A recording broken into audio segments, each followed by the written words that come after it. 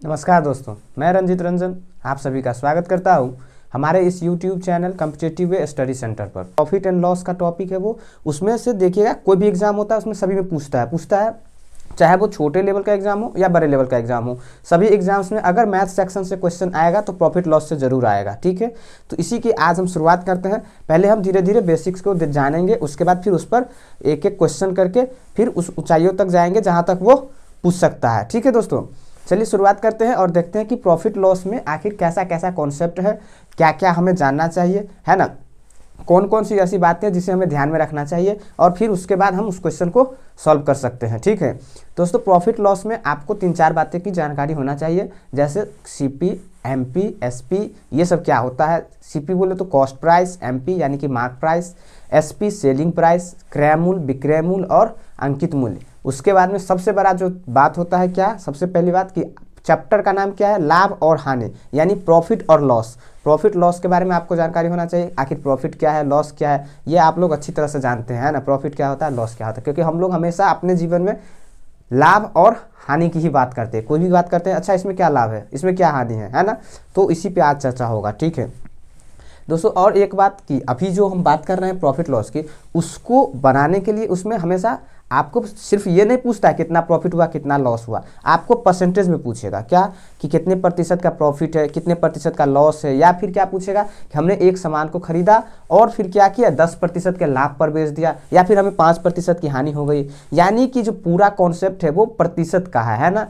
थोड़ा थोड़ा इसमें एक्स्ट्रा आएगा, लेकिन पीछे का जो परसेंटेज का है वो बहुत ज़्यादा आएगा, है ना। तो आप परसेंटेज को ध्यान में रखते हुए इस चैप्टर को बनाना होगा आपको। दोस्तों हमने परसेंटेज का आपके लिए पूरा जो कॉन्सेप्ट है, जो थ्योरी है उसका, उसके बाद उस पर बेस्ड जो क्वेश्चन है वो हमने कराया हुआ है। तो आप पीछे से जाइए और वीडियो को देख लीजिए, डिस्क्रिप्शन में इसका लिंक दिया हुआ है परसेंटेज के प्लेलिस्ट का। ठीक है, उसमें से आप परसेंटेज का वीडियो देखिए और फिर आपको ये आसान हो जाएगा प्रॉफिट लॉस उस वीडियो को देखने के बाद। ऐसा नहीं है कि अभी नहीं बनेगा, बनेगा, क्वेश्चन समझ में भी आएगा, लेकिन वो जब आप देख लिए रहिएगा तो ये आपको बहुत आसान हो जाएगा। ठीक है, चलिए शुरुआत करते हैं।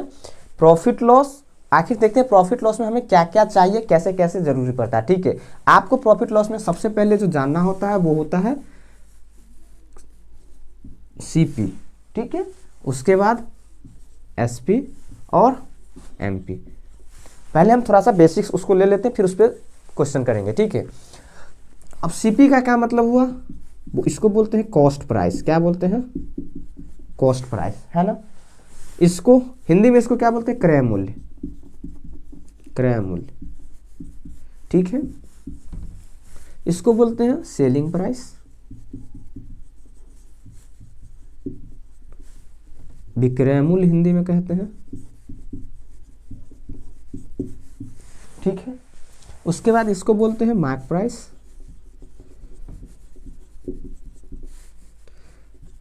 हिंदी में कहते हैं अंकित मूल्य।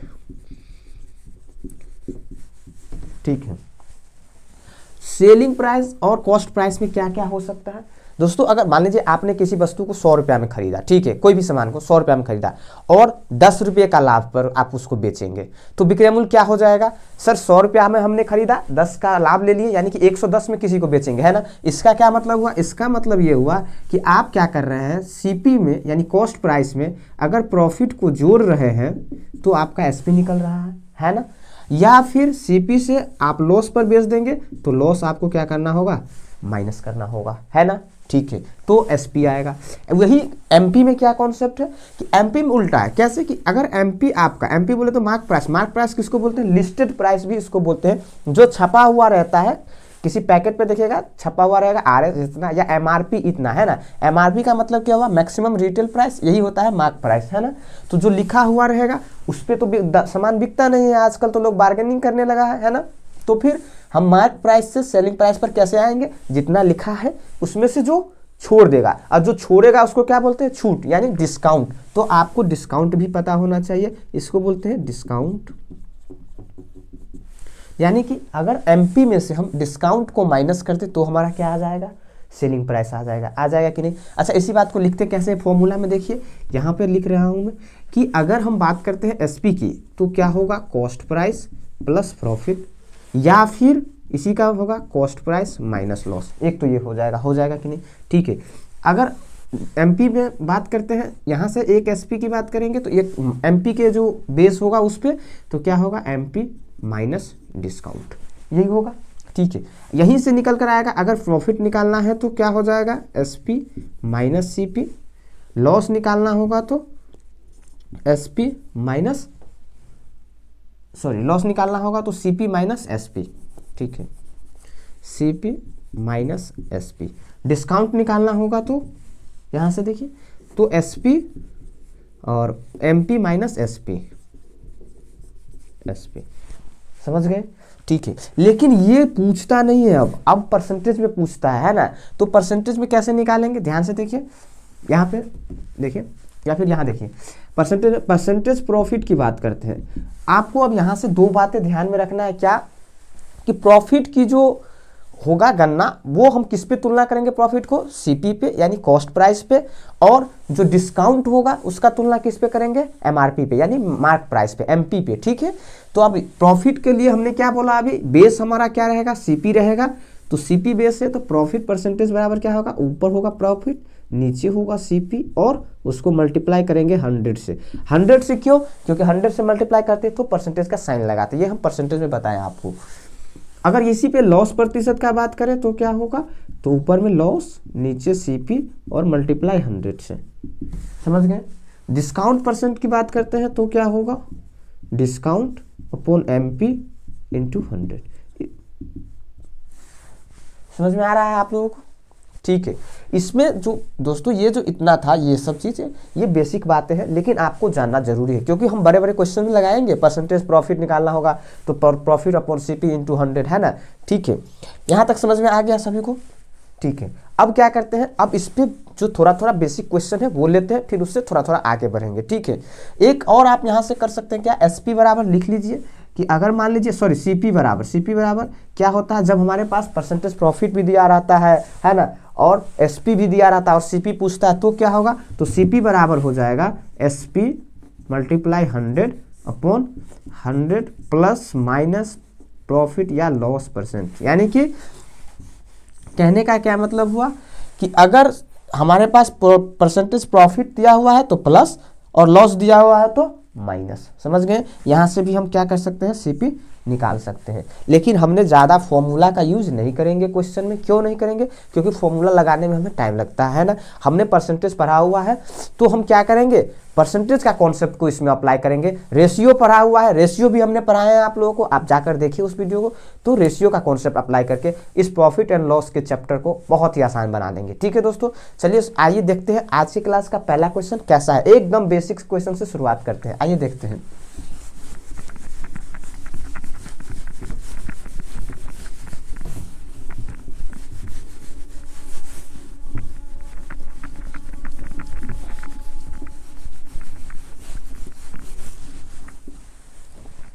देखिए आज की क्लास के पहला क्वेश्चन क्या कह रहा है कि किसी वस्तु को 16,900 रुपये में बेचने पर 8 सही 1/3% का लाभ होता है। तो वस्तु का क्रय मूल्य ज्ञात कीजिए। क्या कहा कि एक वस्तु है उसको 16,900 रुपये में बेचा गया तो उसको 8 सही 1/3% का लाभ हो गया। ठीक है, तो वस्तु का क्रय मूल्य क्या है, तो एक तो हमने अभी आपको बताया डायरेक्ट कैसे, यहाँ पर ध्यान से देखिए कि सीपी बराबर क्या होता है SP multiply 100 upon 100 plus minus profit या लॉस परसेंट। इस पे तो बन ही जाएगा है ना, लेकिन हमने अभी आपको क्या बताया परसेंटेज से कैसे बनेगा, इस पे आप बैठा लीजिएगा, बैठा दें। ठीक है, एसपी कितना है 16,900 मल्टीप्लाई 100 अपॉन 100 प्लस, अब यहाँ पे हमें क्या देखना होगा, परसेंट प्रॉफिट है तो प्लस का आएगा साइन। प्रॉफिट का क्या 8 सही 1/3% है, यानी कि 8 तिरिक 24 और 1 25, 25/3, तो यहाँ पर कितना हो जाएगा 25/3। ठीक है दोस्तों, यहाँ से क्या आ जाएगा 16,900 मल्टीप्लाई 100 अपॉन 325 और ऊपर में हो जाएगा 300। ठीक है, फिर यहाँ से देखिए काटिए इसको, 5 से काटिएगा तो कितना होगा 6, 5 यहाँ काटिएगा तो 60, 13 पंचे 65, 13 13 169। ठीक है, 5 से 12, 13 12 156, यानी कि 15,600 इसका सीपी हो जाएगा। ठीक है दोस्तों, लेकिन क्या हम इतना फॉर्मूला लगाएंगे तो हमारे पास उतना टाइम है एग्जाम में, नहीं ना। तो फिर हम कैसे करेंगे, देखिए ध्यान से देखिए, कैसे हम बनाते हैं इस क्वेश्चन को, हमने क्या कहा परसेंटेज का कॉन्सेप्ट कैसा होता है, 8 सही 1/3% है।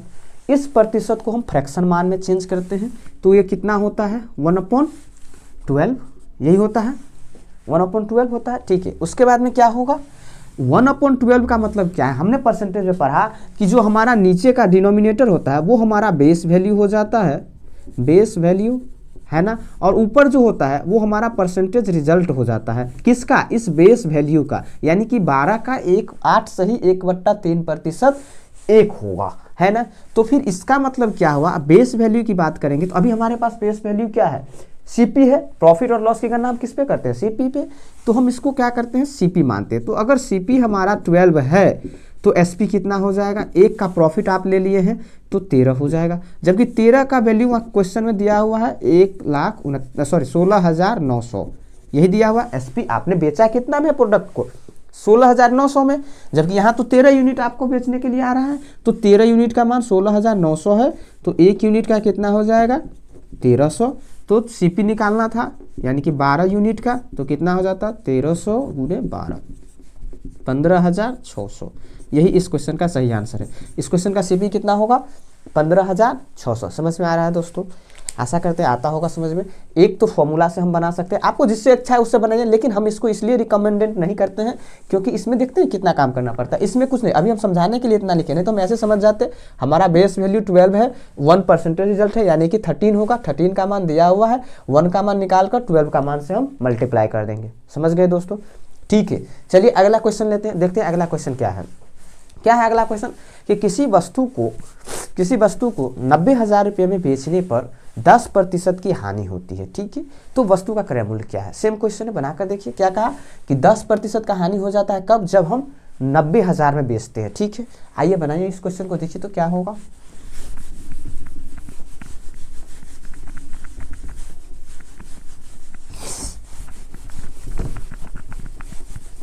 देखिए क्या होगा, 10% का लॉस हो रहा है ना, तो 10% का मतलब क्या है। अब हम वो फॉर्मूला नहीं लगाएंगे, आप अपना लगा लीजिएगा फॉर्मूला, ठीक है, फॉर्मूला पे नहीं बनाना है। 10% का मतलब क्या होता है 1/10, यही होता है इसका फ्रैक्शन मान। यानी कि किसी वस्तु का 10 अगर बेस वैल्यू है तो उसका परसेंटेज रिजल्ट 1 होगा, उसका 10%। तो 10 था और 1 का लॉस हो गया, यहाँ पे लॉस है 10% का, तो हमें 9 में बेचे होंगे, 10 का सामान लाए थे। यहाँ पे भाई इसी को हम सीपी मान लेते हैं और इसको एसपी मान लेते हैं, ठीक है। इन दोनों के बीच जो एक है वो क्या है, लॉस है ना, तभी तो एसपी सीपी में से अगर हम लॉस को माइनस कर दिए तो क्या आ गया, एसपी आ गया, ठीक है। लेकिन हमने बेचा कितना में है, 9 में तो बेचा नहीं है, 90,000 में बेचे हैं। तो 9 का 90 है तो 10 का कितना होगा 1 लाख। यही इस क्वेश्चन का सही आंसर है। समझ गए दोस्तों, समझ गए होइएगा, कुछ करना नहीं था। 10% का मान हमें निकालना है, फ्रैक्शन मान, समझ गए। 10 का सामान था, 1 का लॉस, 9 पर बेचे हैं, 9 पर नहीं, हमने तो 90,000 में बेचा है, तो 10 का वैल्यू 1 लाख आ गया समझ में, ठीक है। चलिए अगला क्वेश्चन लेते हैं और देखते हैं कि अगला क्वेश्चन क्या है। देखिए क्या है अगला क्वेश्चन, क्या कह रहा है कि एक व्यक्ति 300 रुपया में एक वस्तु को खरीदता है और उसके मरम्मत पर 200 रुपये का खर्च करता है, ठीक है।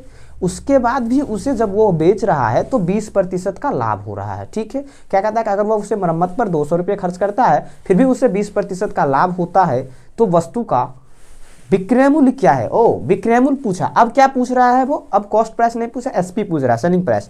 तो देखिए तो कैसे होगा, 300 रुपया में खरीदा है, 200 रुपया उसके मरम्मत पर खर्च किया है, उसके बाद वो उसको बेचा तो 20% लाभ हुआ, ठीक है। एक बात यहाँ से आपको समझना होगा कि किसी भी वस्तु को अगर आप खरीदते हैं तो जब तक उसको बेचते नहीं है तब तक उसमें जितनी भी खर्चा आप करते हैं, चाहे वो किराया हो, उसको मरम्मत कराने में हो, उसको पेंटिंग कराने में हो, या फिर उस पर जो भी पैकिंग कराने का जो भी खर्च होता है वो सब कहाँ जाके जुटता है, कॉस्ट प्राइस। कॉस्ट प्राइस का क्या मतलब हुआ, क्रय मूल्य यानी लागत मूल्य, तो लागत मूल्य में जाके जुड़ेगा। तो हमारे पास अगर सीपी हम निकालना चाहें तो 300 में तो खरीदे थे, लेकिन 200 रुपया हम उसको और मरम्मत पे भी तो खर्च कर दिए हैं, तो हमारे पास सीपी कितना आ जाएगा 500, है ना, आ जाएगा कि नहीं। लेकिन वो क्या कहा 20% का लाभ है ना, तो 20% का मतलब क्या होता है 1/5, यानी अगर वो 5 का सामान खरीद कर लाया होगा तो 1 का लाभ लेके वो 6 पर बेचेगा, लेकिन खरीदा तो था 500 पे, यानी कि 5 का वैल्यू 500 तो 6 का वैल्यू 600, कितना में बेचा होगा 600 में, यही उस क्वेश्चन का विक्रय मूल्य है। समझ गए दोस्तों? आया समझ में? कितना आंसर हो जाएगा? 600 रुपया। कुछ नहीं करना था, एक ही बात इसमें याद रखना है, जो हमारा सीपी जो होगा वो वस्तु को खरीदने से बेचने के दौरान जो भी उस पर लगेगा रुपया एक्स्ट्रा, वो सब हमारा कॉस्ट प्राइस में जाकर जुड़ जाएगा, चाहे वो किराया हो, फेयर हो, पेंटिंग का खर्च हो, पैकिंग का खर्च हो, जो भी हो, है ना, वो सब। तो फिर हम उसको ऐड कर दिए तो हमारे पास आ गया 500 रुपया कॉस्ट प्राइस। हमने कहा 500 में खरीदे हैं, 5 में खरीदे, 6 में बेचे, तो 600 रुपया विक्रय मूल्य हो गया। ठीक है, समझ में आ रहा है? ठीक है, आइए एक और क्वेश्चन लेते हैं, देखते हैं एक और बेसिक सा क्वेश्चन, फिर धीरे धीरे आगे बढ़ेंगे दोस्तों। चलिए अगला क्वेश्चन देखिए क्या करा कि किसी वस्तु के क्रय मूल्य और विक्रय मूल्य का जो अनुपात है वो कितना है? 20:21 है। किसी वस्तु के क्रय मूल्य और विक्रय मूल्य का अनुपात 20:21 है, तो उस वस्तु का प्रतिशत लाभ, सॉरी उस वस्तु पर प्रतिशत लाभ कितना है ना? बताइए तो क्या होगा? प्रतिशत लाभ अब आपसे पूछा है, अब डायरेक्ट लाभ नहीं पूछ रहा है ना? देखिए 20:21 है, ठीक है। सीपी और एसपी का जो अनुपात है वो 20 और 21 है। तो आप ध्यान से देखिए 20 से कितना बढ़ रहा है? 21, यानी कि ये जो बढ़ रहा है, आपको पता है कि सीपी से अगर ज़्यादा प्राइस में हमारा एसपी आया, इसका मतलब हमें प्रॉफिट हो गया, है ना? क्योंकि हमने मान लीजिए कि हमने किसी चीज़ को खरीदा 100 रुपये में और हम उसे बेच लिए 110 में, हमें 110 रुपये आ गया, हमने लगाया 100, तो हमें प्रॉफिट हुआ कि नहीं? कितना? 10 का। कैसे निकाले? सीपी में से, सॉरी एसपी में से सीपी को माइनस कर दिए, तो इसमें से इसको देख रहे डिफरेंस कितना था? 100 का, यानी कि एसपी बढ़ा है तो यहाँ पर क्या होगा? ये प्रॉफिट होगा। और परसेंटेज पूछा है, इसको हम वास्तविक मान में नहीं लाएंगे, इसे निकाल लेंगे। तो फिर परसेंट प्रॉफिट बराबर, आपको पता है क्या होता है? परसेंटेज प्रॉफिट बराबर profit upon CP multiply 100। CP पे निकालते हैं तो प्रॉफिट 1 का है, सीपी 20 और मल्टीप्लाई 100, तो कितना आ जाएगा? 5 टाइम्स जाएगा तो 5%, यानी कि परसेंटेज प्रॉफिट कितना होगा? 5%। आया समझ में? कुछ नहीं करना है, इसको एक्स एक्स नहीं मानना है कि 20x 21x फिर हम माइनस कर रहे हैं उसमें से उसको, है ना? एक ज़्यादा था एसपी, इसका मतलब प्रॉफिट हो गया, तो 1 का प्रॉफिट है कितने पे? 20 पे, तो 100 पे कितना का होगा? 5 का। 5% इस क्वेश्चन का सही आंसर है। चलिए दोस्तों एक और क्वेश्चन लेते हैं और देखते हैं क्या है अगला क्वेश्चन।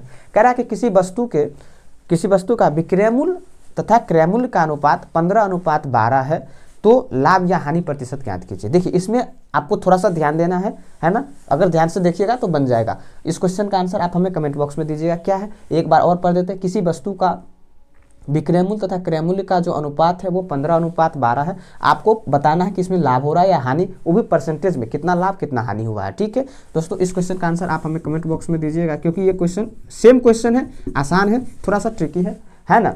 ठीक है, अगर नहीं होगा तो आप हमें कमेंट करिएगा, हम आपको इस क्वेश्चन को अगले क्लास में ले लेंगे। ठीक है दोस्तों, रखते हैं आज की क्लास यहीं समाप्त करते हैं, मिलते हैं अगले क्लास में।